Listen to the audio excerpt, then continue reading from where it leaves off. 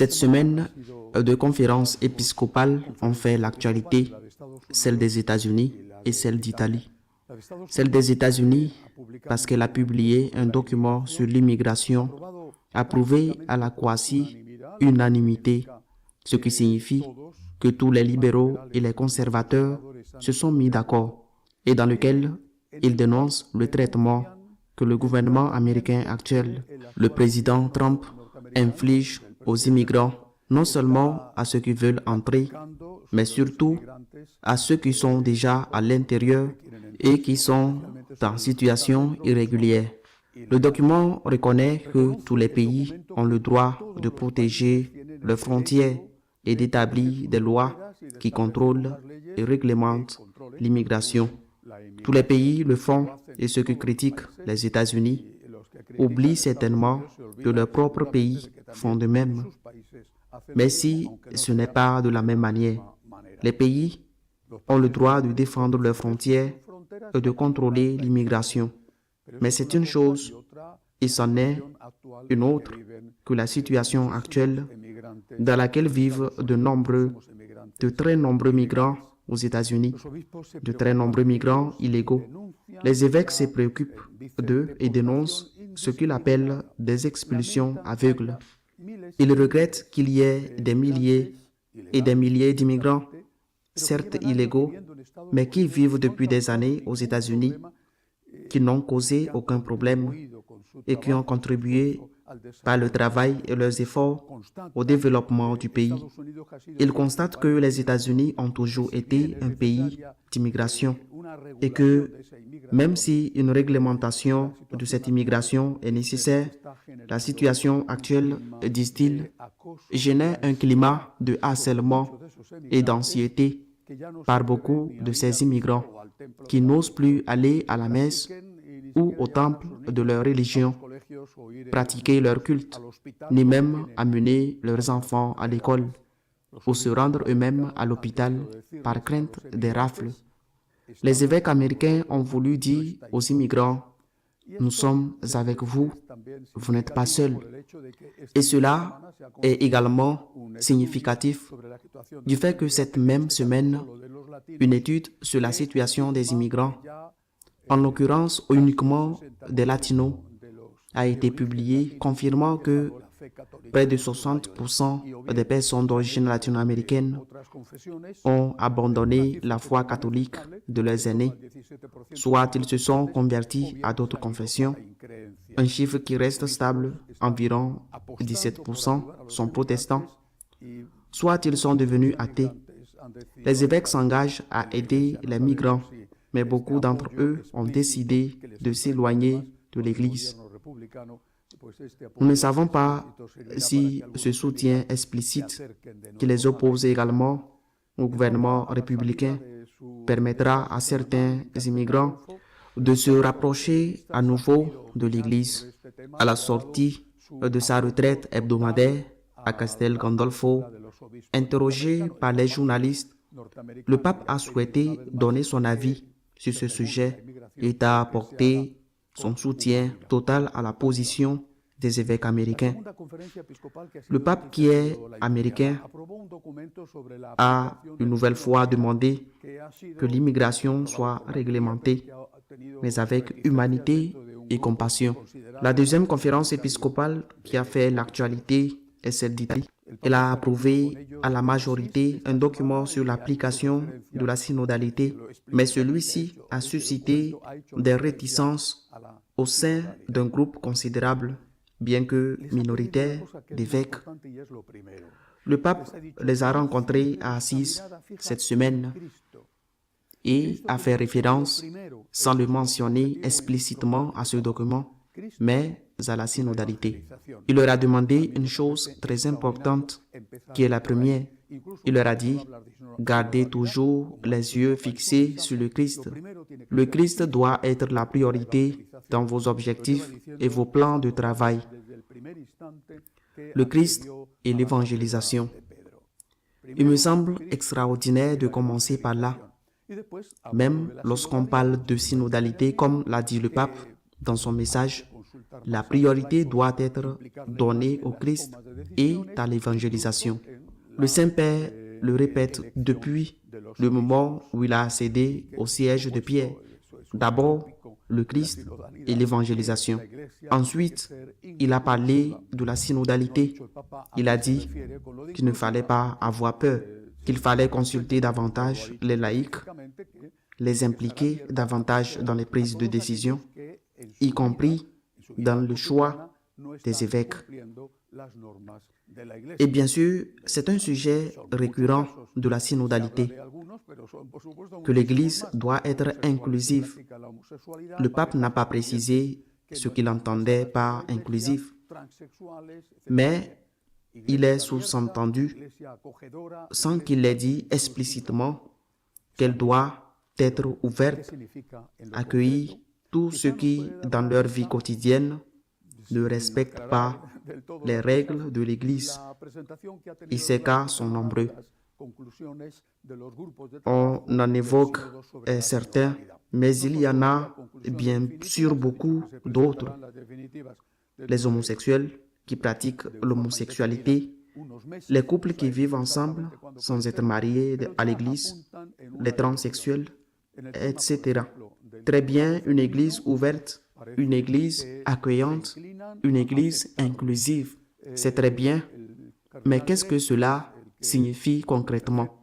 La présentation qui a eu lieu cette semaine des conclusions des groupes de travail du synode sur la synodalité peut peut-être nous donner un indice sans tout éclaircir. Ce ne sont pas encore des conclusions définitives. Ils ont déclaré que les conclusions définitives seraient présentées dans quelques mois, sans préciser de date. Nous ne savons pas exactement quand cela aura lieu, mais ils semblent déjà s'orienter dans une certaine direction. Sur la question du diaconat féminin, par exemple, ils semblent enclins à l'accepter. Le cardinal grec, préfet du secrétariat d'État, a déclaré que le diaconat féminin était une évolution naturelle de la volonté de Jésus-Christ. Cette affirmation va susciter beaucoup de discussions. Une évolution naturelle de la volonté de Jésus-Christ. Eh bien, nous savons quelle était la volonté de Jésus-Christ. Choisir uniquement des hommes.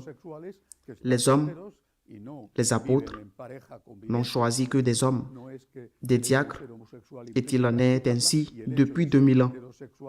Aujourd'hui, il y a une évolution naturelle avec laquelle beaucoup ne sont peut-être pas d'accord.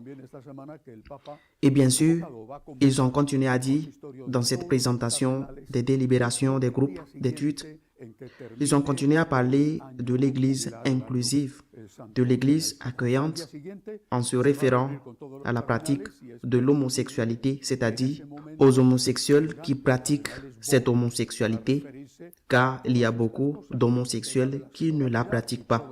De la même manière qu'il y a beaucoup d'hétérosexuels qui sont célibataires et ne vivent pas en couple. C'est-à-dire que le fait d'être homosexuel n'implique pas nécessairement de la pratiquer et le fait d'être hétérosexuel n'implique pas nécessairement de la pratiquer en dehors du mariage, par exemple. Le temps de l'ambiguïté touche à sa fin, car on a également appris cette semaine que le pape a convoqué ou va convoquer un consistoire de tous les cardinaux le lendemain même de la fin de l'année jubilaire, l'année sainte de l'espérance. Le lendemain, il va rencontrer tous les cardinaux et on peut supposer qu'à ce moment-là, les cardinaux auront la possibilité de s'exprimer sur toutes ces questions, sur le thème de la synodalité et tout le reste. Le pape les écoutera. C'est un exercice de synodalité que d'écouter. Puis, il devra prendre ses décisions qui seront alors les siennes et non celles des conseils donnés par les groupes d'études du synode, mais ses propres décisions, celles du pape. Je le répète, le temps de l'ambiguïté touche à sa fin. À partir de ce moment-là, nous saurons quelle ligne le pape souhaite suivre. Dans cette célèbre interview, la première qu'il ait accordée à la journaliste américaine Allen.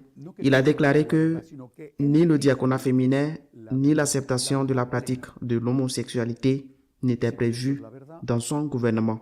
Il a dit pour l'instant, pour le moment. Il n'a pas précisé car pour l'instant peut signifier ni maintenant, ni jamais, pas maintenant, demain on verra, et ce ne sera pas le cas non plus. Ou peut-être qu'après cette réunion de janvier, il dira maintenant, ceci et cela sera fait ainsi. Je le répète, le temps de l'ambiguïté touche à sa fin. Peut-on être disciple de Jésus-Christ, comme le demande le pape? Mettre le Christ à la première place, sans conversion? Mettre le Christ à la première place, avoir les yeux fixés sur le Christ, comme il le dit. Et cette expression est magnifique. Cela signifie accepter que le Christ est la vérité. Non pas que le Christ détient la vérité, mais qu'il est lui-même la vérité tout entière. Si le Christ est la vérité, nous devons être fidèles à Jésus-Christ en défendant et en pratiquant la vérité qu'il enseigne. La vérité dogmatique est aussi la vérité morale. Si le Christ est la vérité, on ne peut suivre Jésus-Christ sans être fidèle à la vérité qu'il enseigne. Mais le Christ est aussi miséricorde. Il est la miséricorde infinie et divine. Le Christ est la vérité et le Christ est la miséricorde. Suivre Jésus-Christ implique les deux choses et on ne peut pas suivre la vérité sans miséricorde, ni dire que nous sommes miséricordieux et manquer à la vérité. Quel est le lien entre la vérité et la miséricorde? La conversion. Car la miséricorde est un don immérité que Dieu nous fait et que nous recevons lorsque nous demandons pardon. Le problème est précisément qu'on ne parle plus de conversion. Ce mot n'apparaît pratiquement dans aucun document ecclésial. C'est comme un mot proscrit, maudit. Inclusion. Bienvenue à tous à l'Église. Inclusion. Bienvenue à tous à l'Église. À tous, oui, mais sans conversion. N'est-ce pas Jésus-Christ qui a dit à ses apôtres, allez et prêchez, annoncez l'Évangile, prêchez le pardon des péchés par la conversion. S'il n'y a pas de conversion, s'il n'y a pas de repentance, s'il n'y a pas d'appel à la sainteté de la part des pasteurs, quel est le sens de suivre Jésus-Christ? Comment évangéliser si l'on n'appelle pas à accueillir la miséricorde divine sans conversion, sans repentance, car il est impossible d'évangéliser comme le Christ nous l'a demandé, et il est impossible que les gens se sentent bien dans cette voie. Le Seigneur a dit qu'il était venu pour guérir les malades et non pour laisser les malades malades.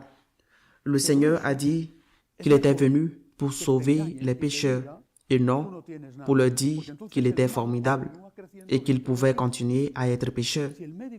Autrement dit, lorsqu'un médecin, après avoir fait passer des examens, vous dit que vous êtes malade, cela vous attriste sans doute, mais c'est mieux que de vous mentir et de vous dire que vous n'avez rien, car alors le mal continue de grandir en vous. Si le médecin vous dit que vous êtes malade et vous prescrit un traitement qui peut vous guérir, même si ce traitement est coûteux et difficile, il vous aide. Notre Seigneur veut notre salut, il veut notre santé et c'est pourquoi il nous dit que ce n'est pas bien. Beaucoup d'entre nous, du moins, refusent de dire que ce qu'ils font est mal. Ils veulent être accueillis, inclus, mais sans dire « j'ai péché ». Ils veulent être accueillis ou inclus sans dire « j'ai mal agi et je dois lutter, au moins lutter pour changer ». Je le répète, c'est comme s'il demandait au médecin « dites-moi que je suis en bonne santé, même si je suis très malade ». Quel médecin honnête ferait cela? Chesterton, dans son autobiographie, qui est un livre exceptionnel, disait « Je ne veux pas d'une église qui me donne raison quand j'ai raison, car je n'ai pas besoin que l'église me donne raison quand j'ai raison. Je veux une église qui ne me donne pas raison quand je n'ai pas raison. Je ne veux pas de médecins qui me disent que je suis en bonne santé quand je suis malade. Je veux un médecin qui me dise si je suis malade, que je suis malade et que je peux guérir. Sans conversion, il n'est pas possible de suivre le Christ. Le Christ est la vérité, le Christ est la miséricorde. Mais le lien entre les deux est précisément la conversion. Seigneur, je suis ton chemin et c'est difficile. Pardonne-moi, Seigneur, aide-moi. Je ne veux pas qu'on me trompe en ton nom. Je veux qu'on me dise que tu me pardonnes et je veux qu'on me dise quand j'agis mal afin de pouvoir te demander pardon et me repentir. C'est là le secret de l'unité. Il ne peut y avoir d'évangélisation sans conversion. À la semaine prochaine, si Dieu le veut.